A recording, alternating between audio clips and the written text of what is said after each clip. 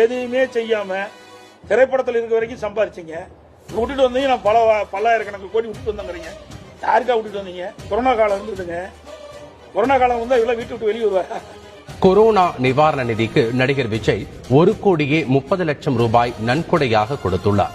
Corona தொற்று தடுப்பு பணிகளுக்காக பிரதமர் நிவாரண நிதிக்கு 25 லட்சம் ரூபாயும், தமிழக முதலமைச்சர் நிவாரண நிதிக்கு 50 லட்சம் ரூபாயும், கேரள முதலமைச்சர் நிவாரண நிதிக்கு 10 லட்சம் ரூபாயும், பெப்சி கூட்டமைப்பு நிவாரண நிதிக்கு 25 லட்சம் ரூபாயும், கர்நாடக முதலமைச்சர் நிவாரண நிதிக்கு 5 லட்சம் ரூபாயும், ஆந்திர முதலமைச்சர் நிவாரண நிதிக்கு 5 லட்சம் ரூபாயும், தெலங்கானா முதலமைச்சர் நிவாரண நிதிக்கு 5 லட்சம் ரூபாயும், புதுச்சேரி முதலமைச்சர் நிவாரண நிதிக்கு 5 லட்சம் ரூபாயும் நடிகர் விஜய் நன்கொடையாக கொடுத்துள்ளார்.